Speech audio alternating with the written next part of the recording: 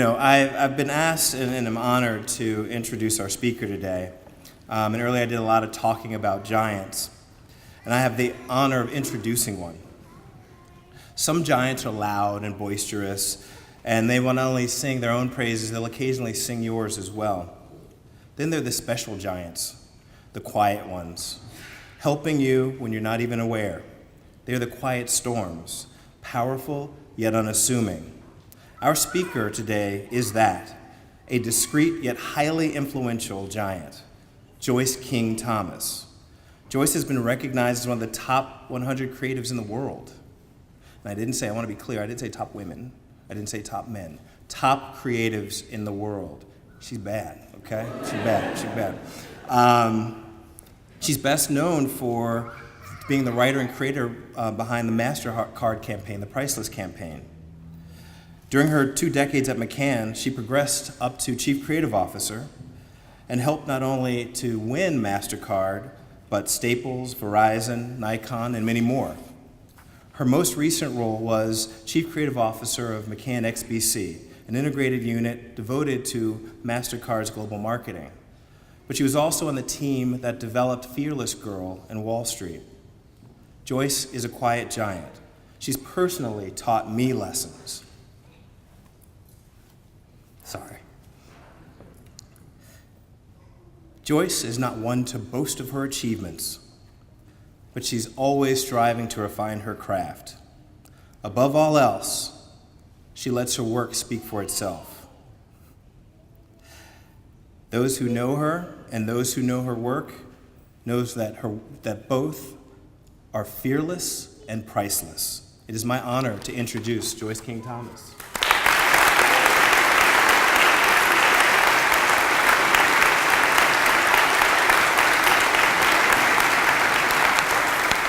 So that's what an introvert looks like at Brandcenter. Wow, you guys are gonna slay. How great is it to be graduating from a school that believes that creativity can be a powerful force in the world? It's an amazing thing. So congratulations to you, your families, and all of your professors. And thank you, Van, for inviting me in your inaugural year as executive director here. I hear you have been slaying it, and I will do my best not to mess that up. The most common bit of wisdom offered to people setting out on a career is probably do what you love. Sometimes it's even do what you love, and you'll never work a day in your life. This idea is credited to everyone from Confucius to Mark Twain. I think Cardi B even takes credit for it. But with respect to my fellow Missourian, Mark Twain, I'm not a big fan of that advice. I know you're all passionate about your tracks, your strategy, art direction, copywriting, brand management, experience design. I checked out your websites and read some of your blog posts, and it's clear you all love what you do. You have to feel that way to get through a rigorous program like this, to stand up to tough critiques of your work by relentless professors. I will not name any names. But doing what you love alone will not bring you the deepest fulfillment and joy. It will not make it easy for you to one day kiss your kids or your cockapoo puppy goodbye and head for 10 or 12 or more hours at the office on a Sunday, because as much as you love your work, you will love them more. Just ask your parents. So loving what you do is not enough for 2 reasons. The first reason is you will not love it all the time. There is much to love in this business: the charge you get when you find an insight, the camaraderie and friendships you build when you battle tough problems together, the pride you feel when you watch your idea take off in culture. But you will not love what you do every day. There will be days when you doubt your ability. At times, you will have bosses that are less than inspiring, or even complete jerks. You will work days that are too long. You will miss events that are important to you. You'll have clients that simply do not recognize your genius. And you will probably, at some point, spend time in the bathroom crying. I suggest you use Kleenex, not tissue paper, so your nose doesn't get all red, and I say this from experience. On those days, you will not love what you do. There are very few things that we all love consistently. Our children, our parents, the ocean, basketball, yoga, our dearest friends, G&Ts by the pool, and pizza. Yes, even mediocre pizza rarely lets you down. But work can never be something that you love every minute of. That's too much to ask of something that puts money into your bank account twice a month. And here's the second thing. If the best young minds in branding, which the 100 of you are, if you simply do what you love, it will be a big miss for your community, the world, and you too. So instead, I recommend that all 100 of you get out there and don't just do what you love, fix what you hate. There is a lot.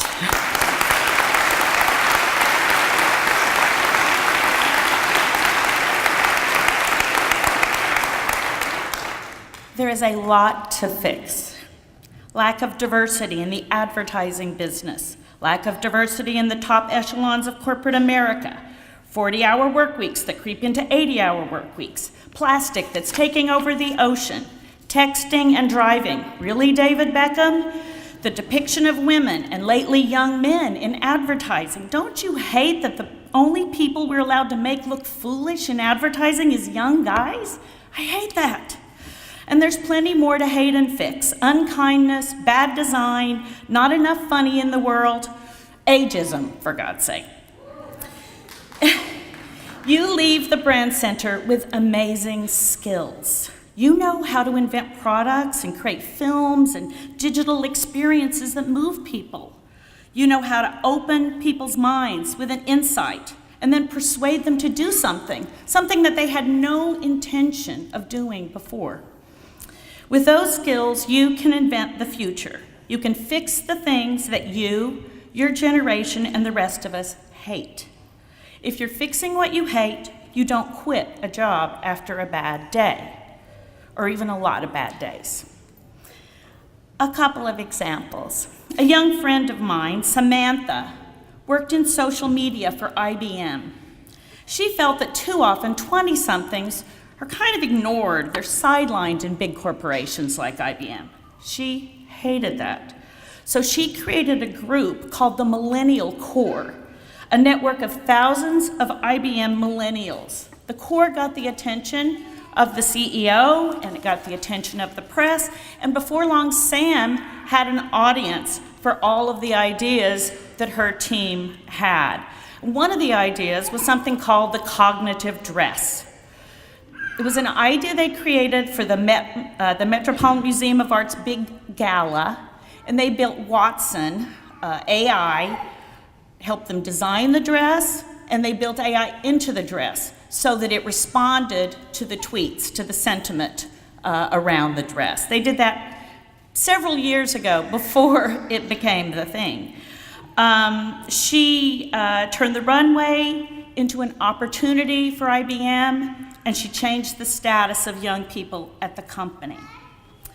A couple years ago, a big financial firm, State Street Global Advisors, asked McCann to create an ad.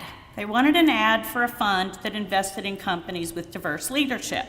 The fund was named the She Fund, and it had been developed based on research by McKinsey that showed that companies with more diverse leadership actually perform better in the market. And the reason is, you guys know why diversity is better? Because there isn't that echo chamber of agreement. There's more debate, there's more thinking, there's more pushing each other.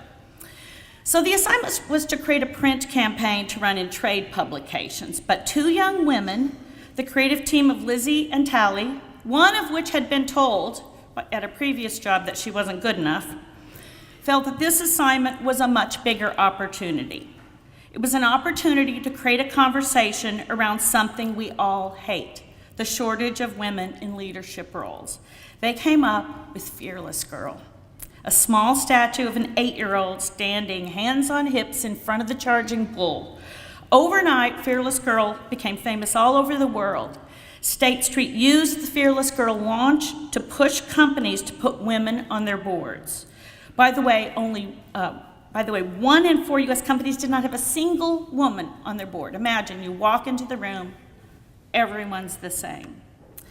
1 year after the launch of Fearless Girl, 152 companies had added at least one woman to their boards, and BlackRock had joined State Street in demanding it. There is no better example of fixing what you hate than the young men and women who created March for Our Lives. I had the honor of working with them on a video called The Most Vicious Cycle before the election last year, and their passion has nothing to do with love and everything to do with fixing something they despise. 2 more examples, and as students of advertising, I'll be surprised if you don't know them both, but a couple of my favorites. In the late 90s, Arnold and Crispin Porter teamed up to create the Truth Campaign. The theory behind the campaign is that the cigarette companies knew the truth. They knew that their product was killing people. So Crispin and Arnold, in one film, they put 1,800 body bags in front of Philip Morris's headquarters to represent the 1,800 people a day who die of cigarette smoking. In another commercial, they featured cigarette execs, tobacco execs, testifying that they did not know that cigarettes were so harmful, and they added a laugh track to that video. Their work took smoking from an act of rebellion to an act of supporting the status quo, and no young person wants to support the status quo. Young people who saw the work were 66% less likely to smoke, and that's fixing what you hate. In 1995, the Wyden team of Janet Champ and Charlotte Moore created one of the most moving commercials ever written for Nike. It featured shots of young girls speaking the statistics from the Women's Sporting Association, and they said this: "If you let me play sports, I will like myself more. I will have more self-confidence. If you let me play, I will be 60% less likely to get breast cancer. I will suffer less depression. If you let me play sports, I will be more likely to leave a man who beats me. I will be less likely to get pregnant before I want to. I will learn what it means to be strong, if you let me play sports." And that made an impact. So what did I fix in my 40-plus years in advertising?